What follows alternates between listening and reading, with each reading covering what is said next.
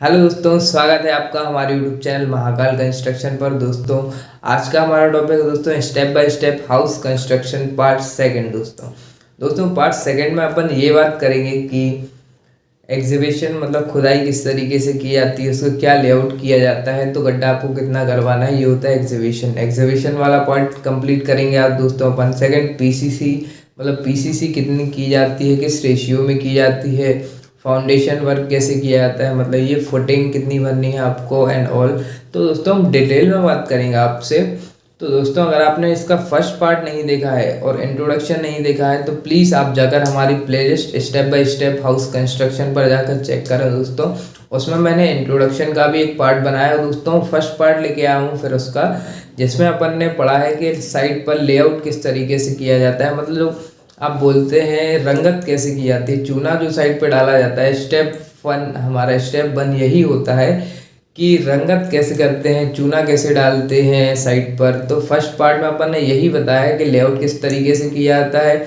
और as per drawing आप centre line का भी पार्ट उसमें है कि सेंटर लाइन प्लान किस तरीके से पढ़ा जाता है साइड पर, उसका प्रैक्टिकली कैसे इस्तेमाल किया जाता है उस प्लान का। और उसमें मैंने बताया कि आप राइट एंगल कैसे बनाएंगे, क्योंकि बिल्डिंग का मेन पार्ट यही होता है दोस्तों। अगर आपने सेंटर लाइन प्लान के अकॉर्डिंग उसको निकाल दिया तो आप बिल्डिंग जीत जाएंगे दोस्तों। फाउंडेशन में आपको कोई दिक्कत नहीं आने वाली दोस्तों। फिर तो चलिए दोस्तों हम वीडियो को स्टार्ट करते हैं। अगर आपको हमारी वीडियो अच्छी लगे तो प्लीज़ हमारे चैनल महाकाल कंस्ट्रक्शन को सब्सक्राइब कर दीजिएगा दोस्तों। सबसे पहला स्टेप यही होता है अपना कि चूना डालने के बाद खुदाई का काम किया जाता है, मतलब एग्जीबिशन वर्क किया जाता है। तो उसमें होता क्या है, जैसे आपको कॉलम, सबसे पहला काम ये होता है कि कॉलम के लिए एग्जीबिशन होता है। तो कॉलम की साइज जो होने वाली है, तो गड्ढा आप कितना बड़ा करवाएं, कितना गहरा करवाएं।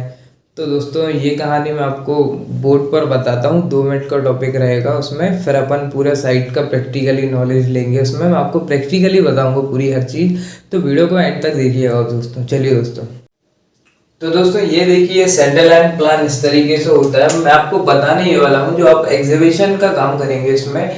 तो होता क्या है, जैसे ये कॉलम है दोस्तों, ये कॉलम है, सेंटर लाइन प्लान है ये।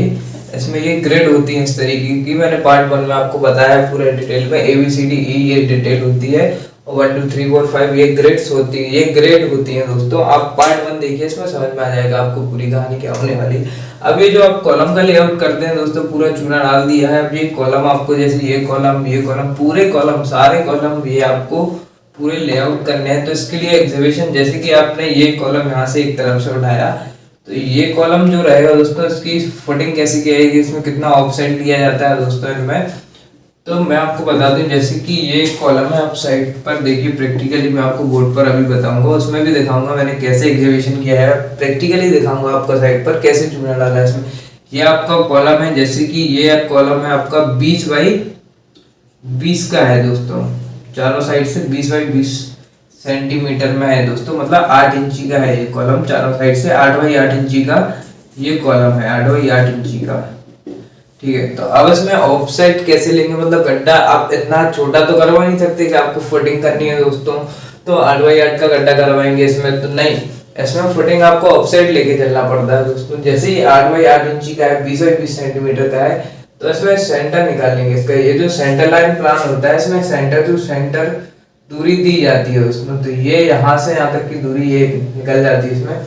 अभी आपको ऑफसेट देना है इसमें, तो ये सेंटर जैसे कि 20 सेंटीमीटर है, तो 20 का हाफ क्या होता है दोस्तों, 10 सेंटीमीटर, मतलब 8 इंची का हाफ क्या होगा, 4 इंची, मतलब 4 इंची यहाँ से आप उठाएंगे तो इसमें कम से कम 50 सेंटीमीटर का ऑफसेट लिया जाता है इसमें। और तो जैसे कि आप देखिए ये 20 सेंटीमीटर का 10 सेंटीमीटर, ये सेंटर टू सेंटर, ये 10 दो पार्ट्स में बढ़ गया दोस्तों। तो ये यहाँ से आप 50 सेंटीमीटर और इसमें ऐड करेंगे, जैसे कि ये 10 बचा है, 10 सेंटीमीटर प्लस 50 सेंटीमीटर, मतलब 60 सेंटीमीटर आप लेंगे। 60 सेंटीमीटर यहाँ से लेंगे, ये 60 सेंटीमीटर मेजरमेंट करेंगे, यहाँ से भी 60 सेंटीमीटर करेंगे, यहाँ से भी और यहाँ से भी। ये सेंटर लाइन, सेंटर से पूरा उठाएंगे। और ये आपने जैसे कि ये 60 सेंटीमीटर पर कर लिया उसमें, ये देखिए आपका एग्जीबिशन करने का गड्ढा, जो इसको बोलते हैं फुटिंग, गड्ढा बोलते हैं एग्जीबिशन वर्क में। तो आपको ये इस साइज में गड्ढा करना पड़ेगा। अब जैसे आप कहेंगे कि 8 बाई 8 नहीं, मेरा और दूसरा भी कॉलम है दोस्तों, तो उसमें क्या होता है, जैसे आपका कॉलम की साइज कोई भी होती है, ज़्यादातर नॉर्मली अपन 8x12 का कॉलम चलता है। आप जो प्राइवेट बिल्डिंग्स होती है उसमें 9x13 का पिलर बोलते हैं, जो सरकारी बिल्डिंग्स होती है उसमें 8x12 का होता है, मतलब 20x30 का कॉलम होता है। 20x30 का कॉलम होता है तो मैं आपको बता दूं, इसमें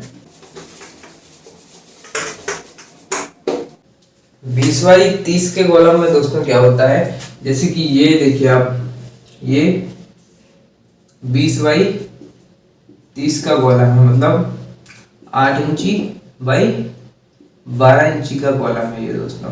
ये सेंटीमीटर है, ये इंची में है, मतलब 8x12 का कॉलम है। 8x12 का कॉलम है दोस्तों, 20x30 सेंटीमीटर का। अब इसमें ऑफसेट कैसे, वही सेम फॉर्मूला रहेगा। आप सेंटर निकालें, ये सेंटर लाइन प्लान जैसे मैंने आपने बताया कि ये सेंटर होता है, तो इससे आपने जैसे कि ये निकल के आया, ये पूरा 20 सेंटीमीटर है, 20 का 10 हो जाएगा। यहाँ से ये रहेगा जो, ये 15 रहेगा, 15 सेंटीमीटर, 6 इंची रहेगा। इसमें आप प्लस 50 ऐड करेंगे, 15, जैसे कि ये वाला देखें अपन, 15 50 प्लस 15 मतलब 15, जो लेंथ है इसकी 15 सेंटीमीटर प्लस 50, यही इस साइड पे अप्लाई करेंगे, यही इस साइड पे। अब जैसे ये 10 आ रहा है यहाँ पर सेंटर से, इसमें भी 50 ऐड करेंगे, जैसे 10 प्लस 50, तो ये निकल के आया दोस्तों 60 सेंटीमीटर, और ये निकल गया है दोस्तों 65 सेंटीमीटर। तो यही, अब आप जो 15 वाला है यहाँ से 65, ये निकल गया है 65 सेंटीमीटर लेंगे यहाँ से, और ये लेंगे 65, ये कितना है आपका 60 सेंटीमीटर। तो यहाँ सेंटर से 60 सेंटीमीटर उठाएंगे दोस्तों ये, और ये 60 सेंटीमीटर उठाएंगे। अब दोस्तों ये हो गया आपका, देखिए कॉलम का फाउंडेशन एग्जीबिशन वर्क। तो इस तरीके से एग्जीबिशन किया जाता है पूरे कॉलम्स में दोस्तों। इसी तरीके से देखिए ये एग्जीबिशन वर्क करवा लिया जाता है। आपको प्रैक्टिकली भी बताता जा रहा हूँ दोस्तों, इसमें साइड पर देखते जाइएगा। आप जो वीडियो साइड में चल रही है उसको भी देखिएगा, क्योंकि उसी के थ्रू आपको ये मैटर समझ में आने वाला है दोस्तों। तो आप इस तरीके से दोस्तों लेआउट करवाते हैं, चूना लगवाते हैं जो कॉलम का, तो इस तरीके से करवा सकते हैं।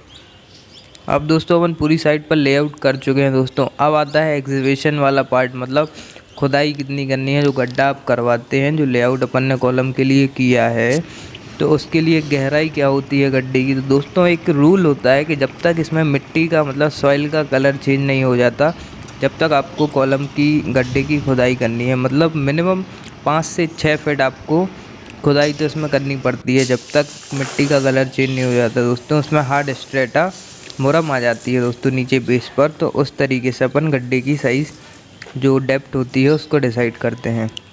अब दोस्तों गड्ढा हो जाने के बाद पीसीसी की जाती है, मतलब एक बेस बनाया जाता है 40 mm गिट्टी का, इसमें मिक्सचर बना के। तो दोस्तों क्या किया जाता है, किस रेशियो में काम किया जाता है, तो दोस्तों इसमें M5 और M10 का ग्रेड अपन यूज़ कर सकते हैं।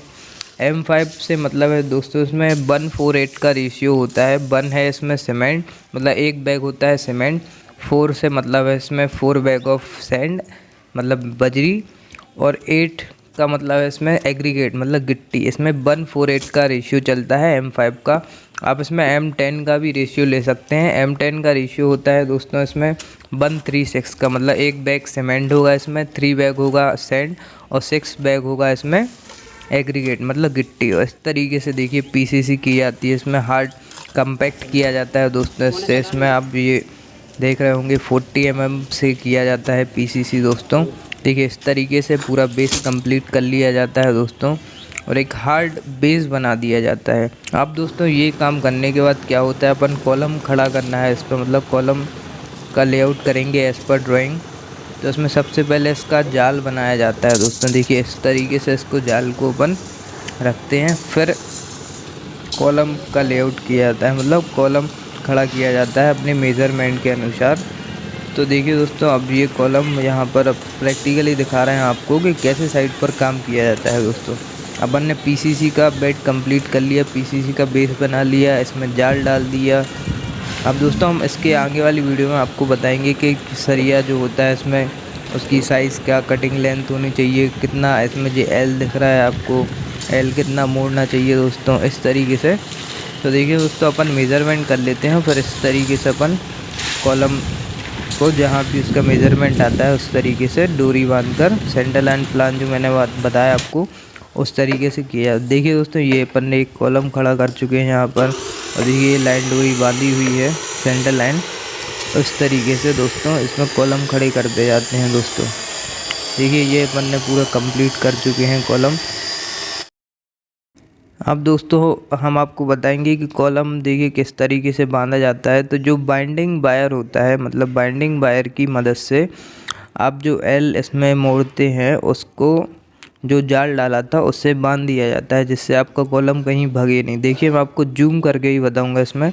देखिए इस तरीके से ये बांध दिया जाता है। देखिए इस तरीके से ये पूरे जो बैंड होते हैं पूरे जो एल अपन ने लगाए, जितने भी सरिया डालते हैं इसमें सब में एल लगाया जाता है। और देखिए इस तरीके से मोड़ दिया जाता है, अच्छे बांध दिए जाते हैं बाइंडिंग वायर। मतलब जो बाइंडिंग वायर होता है, मतलब बंधना तार बोलते हैं आप इसको हिंदी में, उससे दोस्तों इस तरीके से बांध दिया जाता है कॉलम, और पूरे ड्राइंग एज पर ड्राइंग के अनुसार इसको किया जाता है। अब पॉइंट आता है इसमें, जो अपन फुटिंग करते हैं तो क्या साइज़ होती है फुटिंग की, कितनी फुटिंग बननी है, कैसे भरते हैं, किस ग्रेड का रेशियो यूज़ किया जाता है। तो दोस्तों फुटिंग लगभग अपन इसमें 60 सेंटीमीटर फुटिंग लेके चलते हैं दोस्तों। तो देखिए 60 सेंटीमीटर फुटिंग भरेंगे इसमें, फुल वाइब्रेटर से कॉम्पैक्ट किया जाता है इसमें देखिए। और इसमें ये स्टेप फुटिंग की है अपन ने, देखो दोस्तों इस तरीके से पूरा किया जाता है। स्टेप फुटिंग ये होती है दोस्तों। इसमें किस ग्रेड का रेशियो होता है दोस्तों, क्या मतलब जो कंक्रीट बनता है इसका तो कैसा बनता है, तो M20 का ग्रेड लिया जाता है दोस्तों फुटिंग में अपन। मतलब 1, 1.5, 3, मतलब क्या होता है इसमें 1 बैग होता है सीमेंट का, और 1.5 मतलब 1.5 बैग होगा इसमें सैंड का, और 3 बैग होगा इसमें एग्रीगेट का। दोस्तों अगर हमारी वीडियो अच्छी लगी हो तो प्लीज़ हमारे चैनल महाकाल कंस्ट्रक्शन को सब्सक्राइब कर दीजिएगा।